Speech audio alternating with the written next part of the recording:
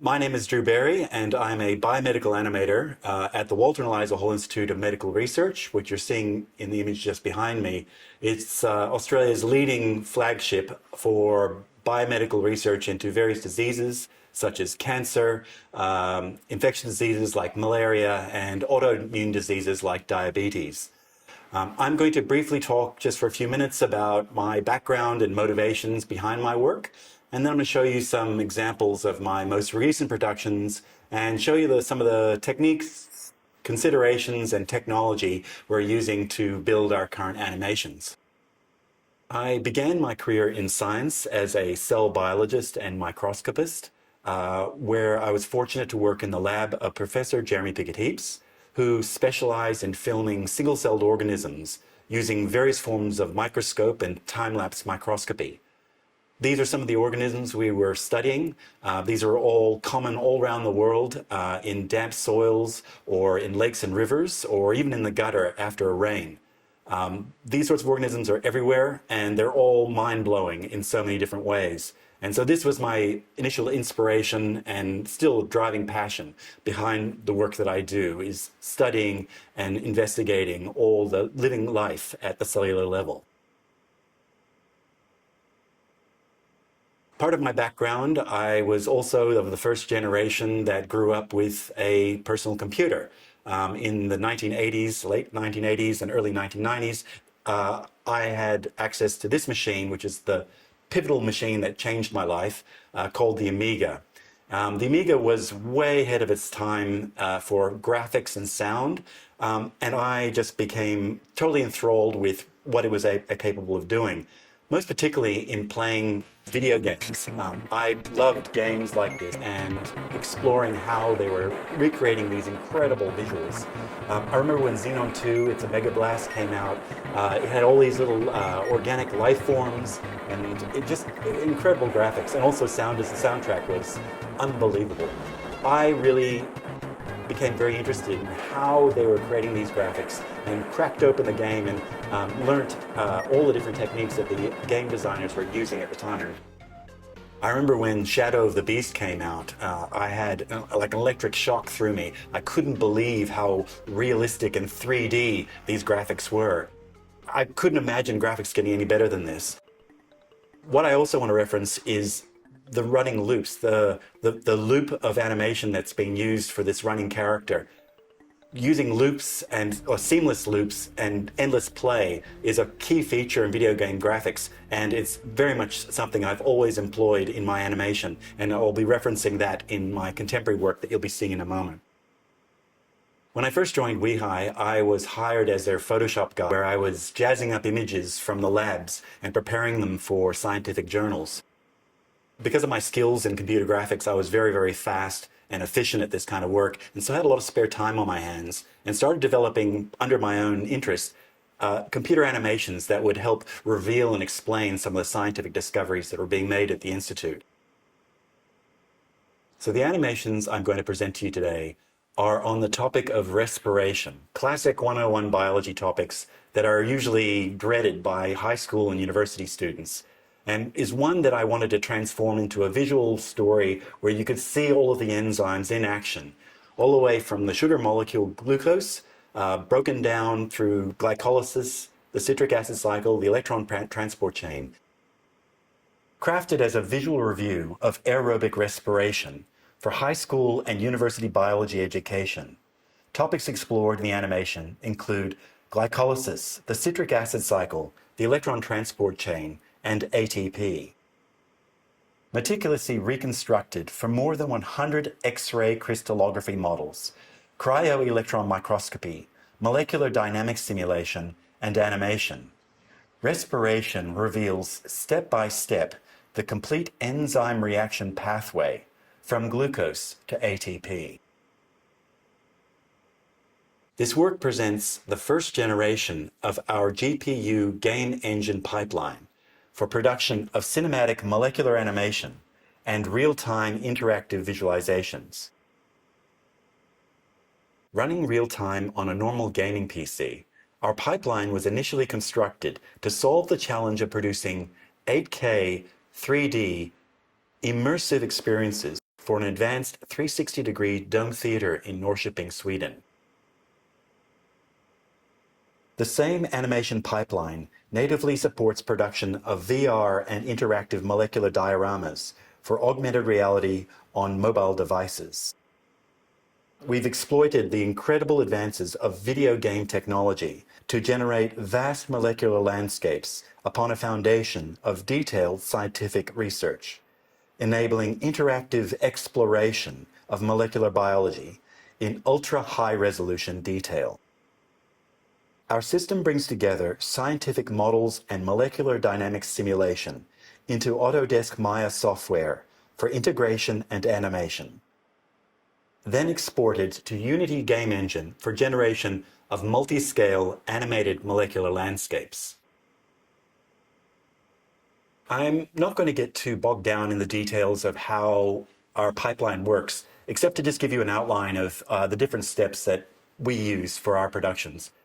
The biggest part and most important part is always the research at the beginning and gathering all the various forms of data that are available in the published literature, from the PDB, of course, from the 3D models of proteins, molecular dynamic simulation, cryo-electron microscopy, tomography, 3D reconstructions, and all the various forms of microscopy. All these different kinds of data we're able to bring together into our 3D animation package, which in my case is Autodesk Maya.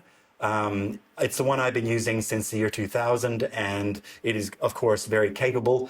If you, though, are looking to get into 3D animation and haven't yet made your choice, I would personally recommend you have a good look at Blender. It is every bit as capable, as far as I can tell, as what Autodesk Maya goes. But I'm really more focused and passionate about the science and the data sets and our pipeline works, so not currently looking to change.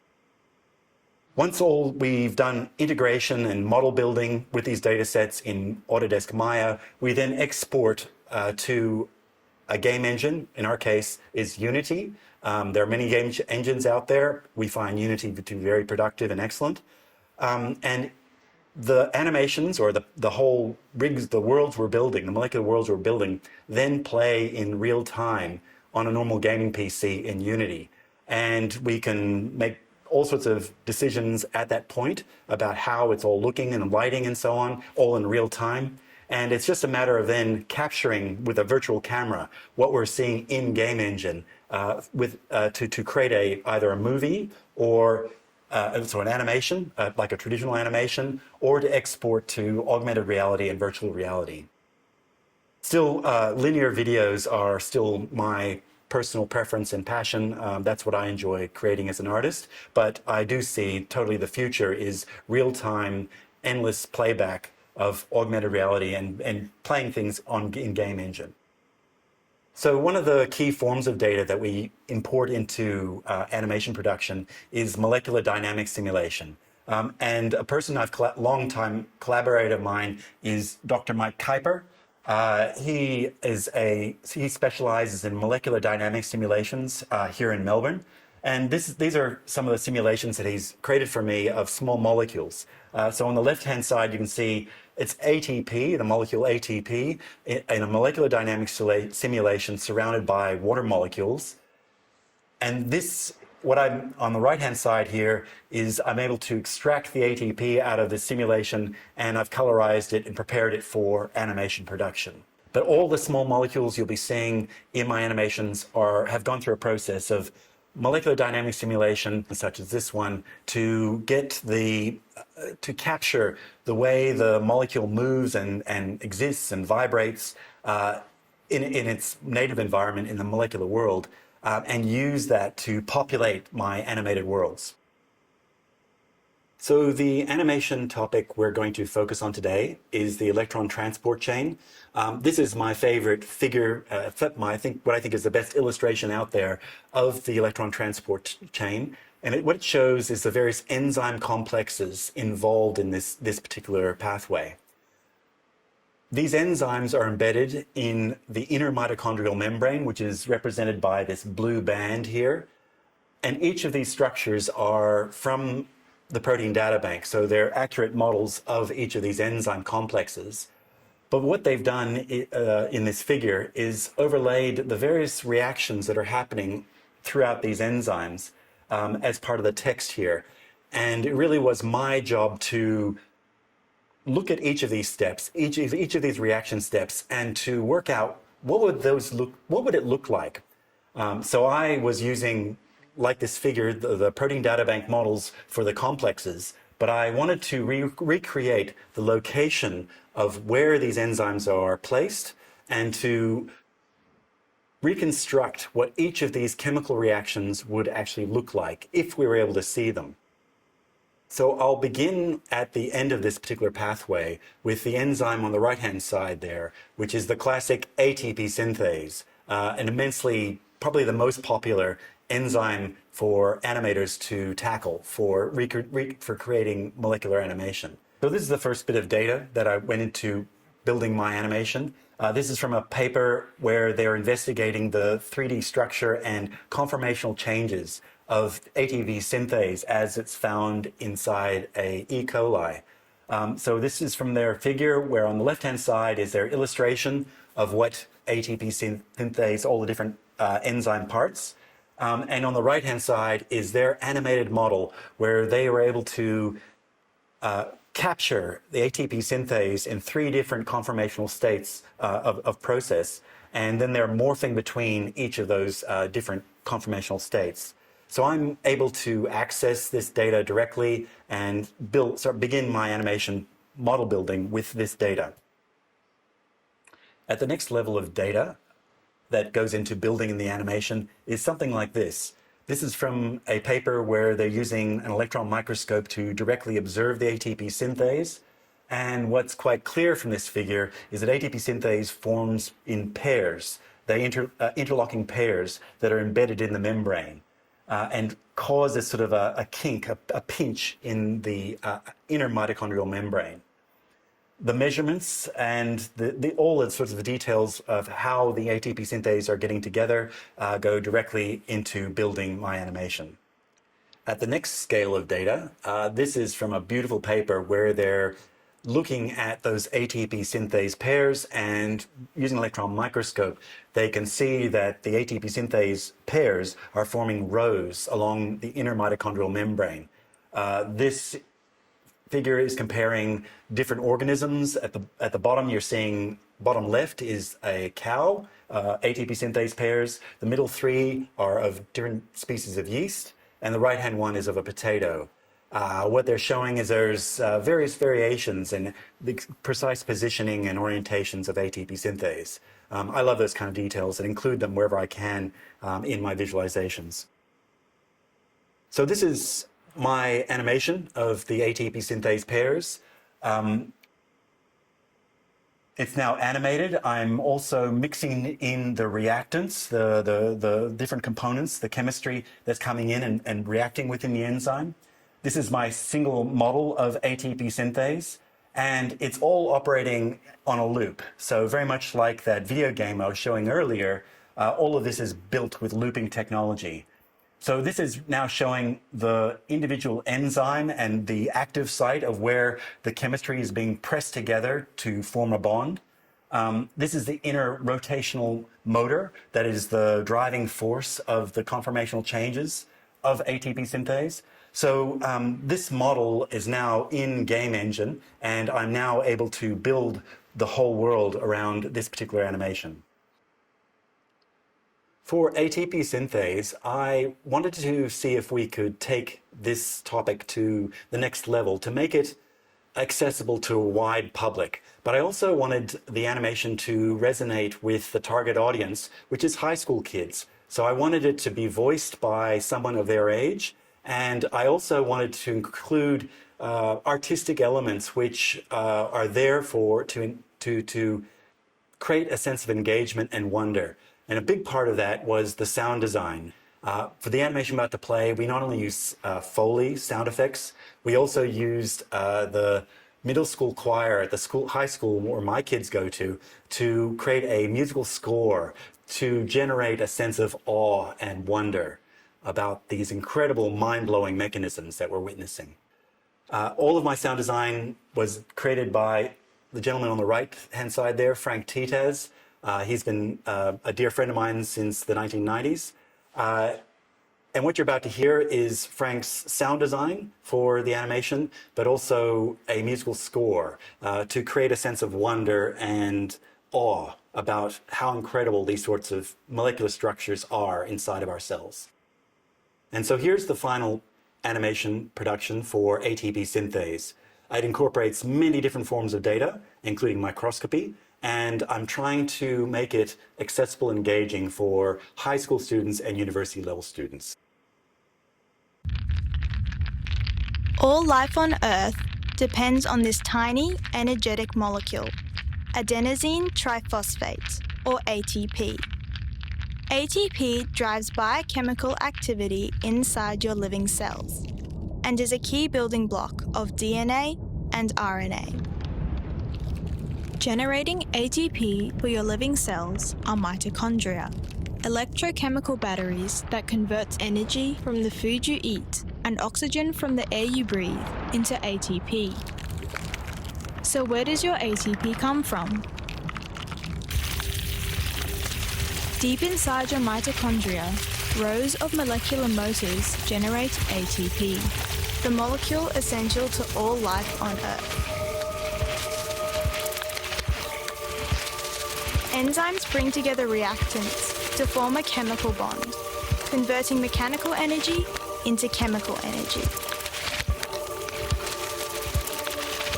A ring of enzymes work in step, creating 3 molecules of ATP with each cycle.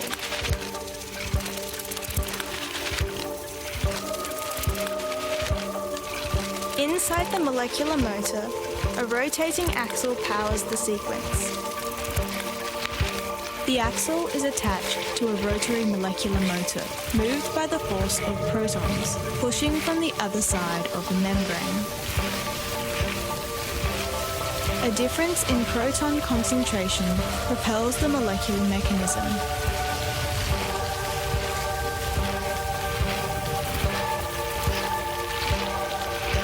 Synthesis of ATP.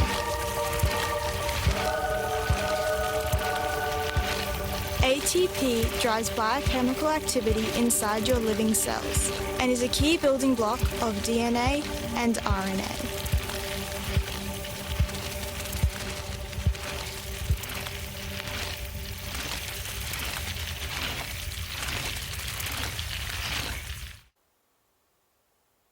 So I'm now going to describe to you some of the techniques and considerations that went into building this particular animation.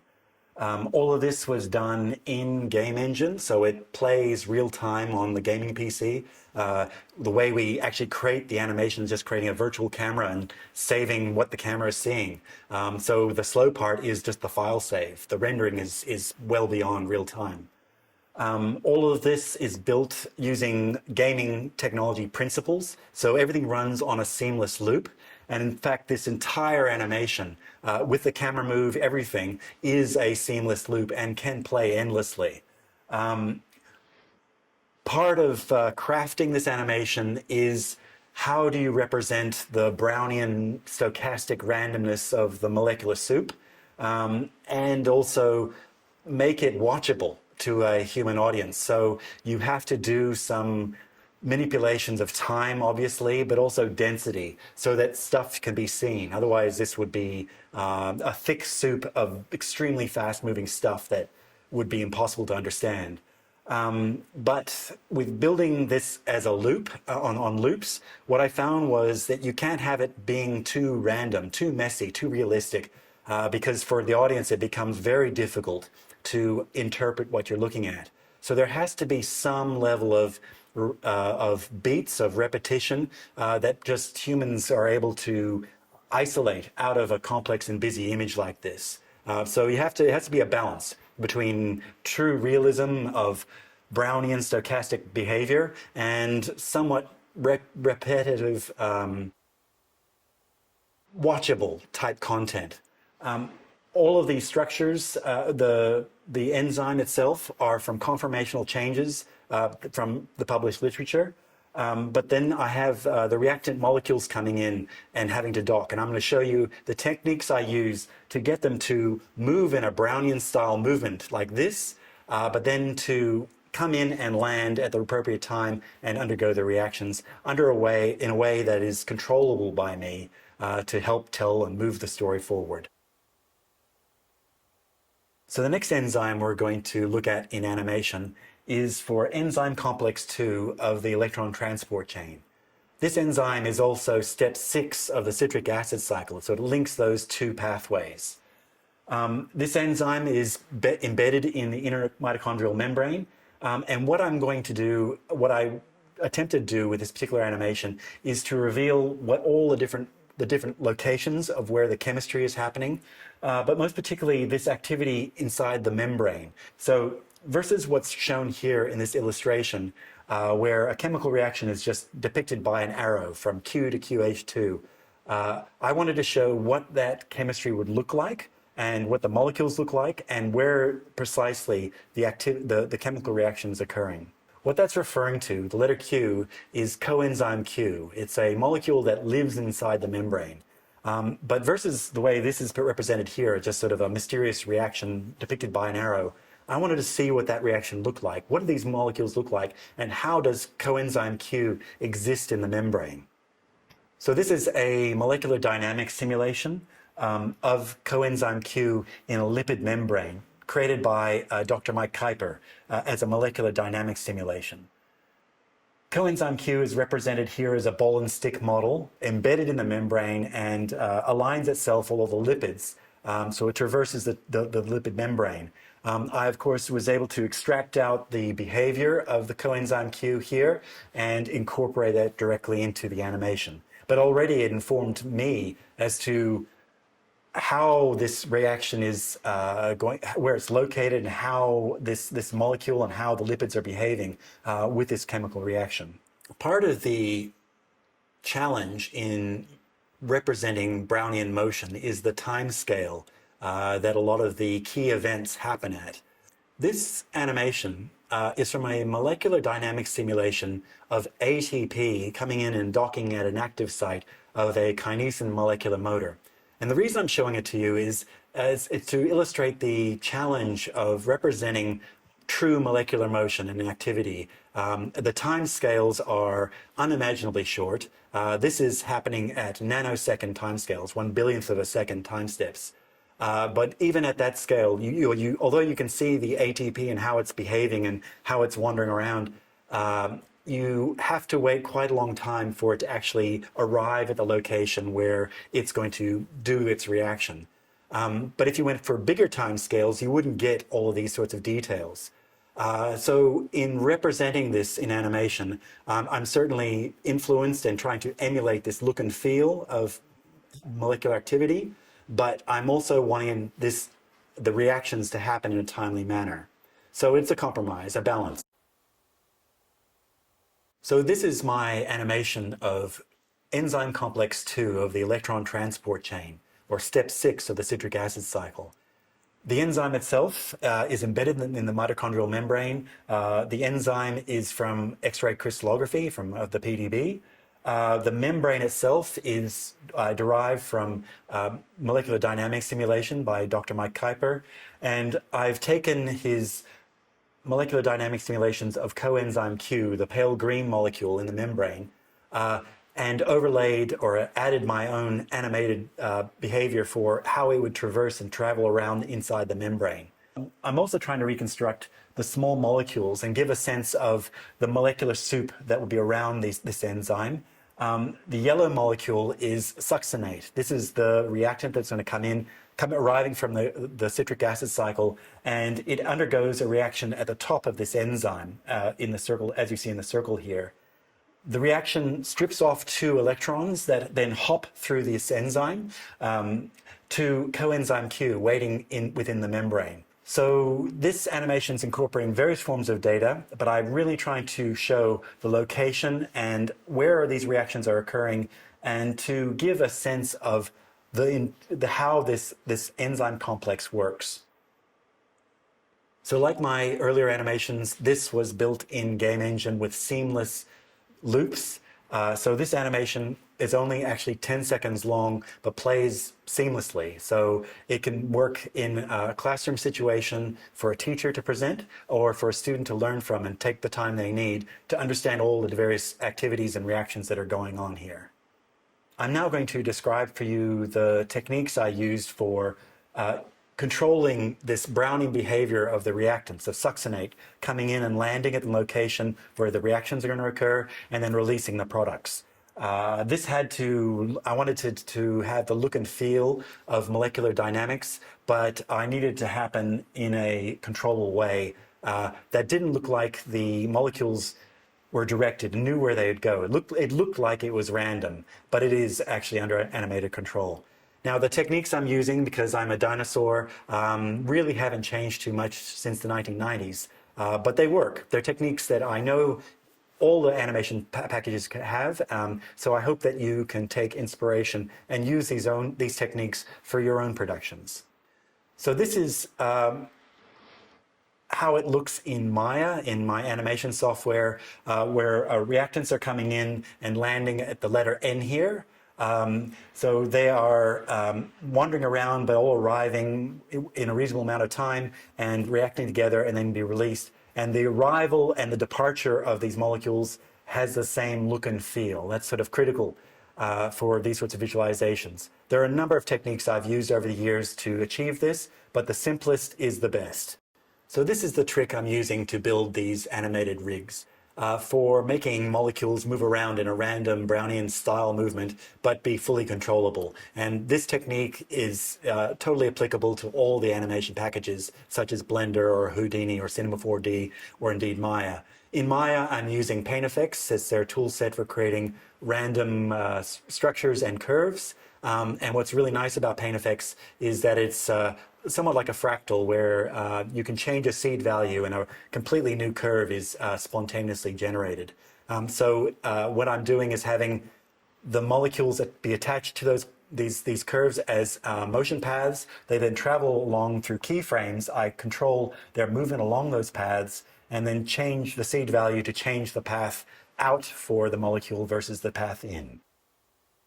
What I've found over the years is that you have to balance your messy, random-looking behavior with some repetition, some repeats, of some cycles that makes this watchable and interpretable by humans. So it has to be a balance between something that's watchable and something that's truly Brownian and messy, random in behavior.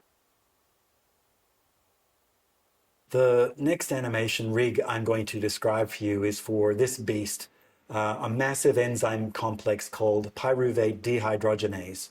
And it does a number of reactions that connect glycolysis with the citric acid cycle. This was a particularly difficult and challenging animation to build, or animation rig to build, because of the science. It was very fragmentary in the structures and what we knew about the structures, because it involved lots of different flexible regions which don't usually appear in the data. My favorite part of building any of these sorts of animations is actually the research stage, where I'm learning what it is these molecules are doing and how they get together and do what they do. And it's always a delight for me, a relief for me, if David Goodsell has visited this topic before, because he just always lays it out, what these molecules are like and how they're interacting to build these complex systems. In this illustration, David Goodsell has laid out a roadmap of how this enzyme complex comes together. Not only including the various structures we do know of the core enzyme parts, but also the flexible regions which don't actually appear in the protein data bank. So he's really laid out how which bits of which enzyme are connected to which, and also gives you a sense of the flexible regions, the dynamic moving regions, which wouldn't otherwise appear in the PDB. The pyruvate dehydrogenase enzyme complex has been a focus of research for many, many, many decades. This is from a paper in 1964 where they're using an electron microscope to observe the pyruvate complex within an E. coli bacterium. So on the left, you have an electron micrograph image of this complex, and you can sort of get a sense of it has many parts that are coming together. And on the right, they have created an illustration of how the different enzymes and how they think they're coming together to form this spherical complex. Moving forward to 1979, we're looking at better quality electron micrographs of the enzyme complex and a more advanced model through this illustration showing how these enzymes are attached to each other and how they come together. Moving forward to 2001, this is from a paper where they're using cryo-EM tomography to reconstruct the 3D shape of this complex. On the left-hand side, you see a figure where they're able to identify where each of the enzymes are located in the interior of the enzyme complex, as well as the exterior. But also in the bottom of this figure, figure C, this is an important part of the paper where they're showing the domains or the parts where we know the 3D structures, and then having these flexible tethers, which don't appear in the protein data bank. So this is really critical for reconstructing my own model of what this enzyme complex would look like and how these different enzymes would interact. So now I will play for you my animation of the pyruvate dehydrogenase enzyme complex in action. The story begins on the exterior of a mitochondria, at the very end of glycolysis, the product of glycolysis with a pyruvate molecule. Of particular note is the challenge, the compromise I had to make in trying to keep the look and feel of Brownian behaviors, particularly all the different individual chemical reactions that are occurring, the messy nature of that, while also keeping it in all the different reactions happening in a timely and, quite frankly, repetitive manner so that it was watchable and interpretable for students learning this topic.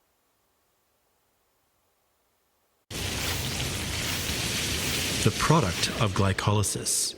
The pyruvate molecule is the source of carbon and electrons for aerobic respiration reactions inside your mitochondria. Pyruvate enters pores on the mitochondria membrane and is transported into the interior. The reactions linking pyruvate with aerobic respiration are performed by a huge protein complex made with multiple copies of 3 types of enzyme.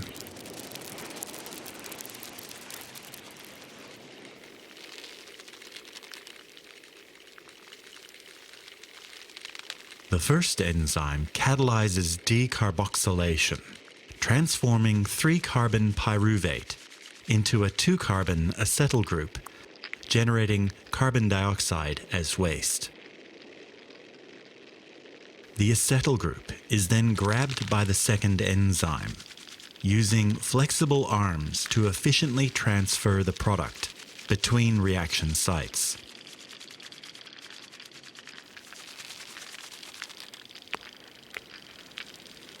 In the active site of the second enzyme, the acetyl group is attached to coenzyme A, generating acetyl-CoA, fuel for the citric acid cycle.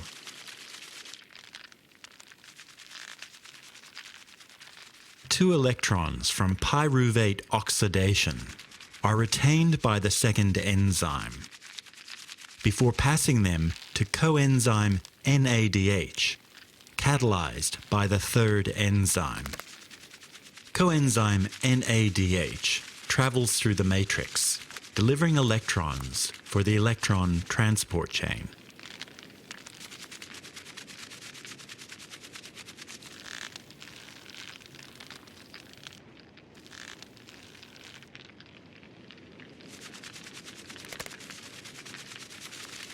In a sequence of reaction steps, the pyruvate dehydrogenase enzyme complex generates fuel for aerobic respiration reactions of the citric acid cycle and the electron transport chain.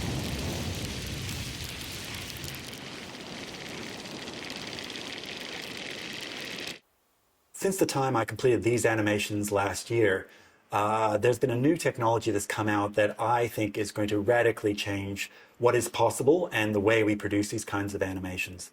And that is the new tool sets of AI-driven data sources, of predictive models that fill in all the gaps that the protein data bank currently doesn't touch. For this particular animation on the pyruvate complex, that enzyme with the flexible tethers took me many weeks to reconstruct and make by hand what that model would look like that I reconstructed in animation software. AlphaFold was announced. I ran the second enzyme, that one with the flexible tethers, in AlphaFold, and this is the result that came out. On the right is my animated model of enzyme complex 2, and on the left here is an AlphaFold. The AlphaFold model is is far superior to my own model, and it revealed a number of details that I'd missed in reconstructing it from this enzyme from the literature. This is just so exciting. This will save me weeks and weeks of time per animation trying to reconstruct these sorts of complex models. You just go in and, like a Google search or a protein data bank search, and to get this sort of complete model generated, and it's certainly sufficiently high quality for my productions. Very, very exciting, and I think this opens up so many possibilities for the future in building these kinds of complex molecular systems. So with that, I hope I've given you some insight to the work that I've been producing and my team's producing. This is my team. There's 3 of us currently at WeHi TV. Justin Muir in the middle there, he's been with us for 3 or 4 years. He comes from 20 years in the games industry. He was part of the team that created Mortal Kombat, Fear, and a number of other blockbuster video games. And he is one who's really implemented brought in gaming technology, and he is programming our current pipeline.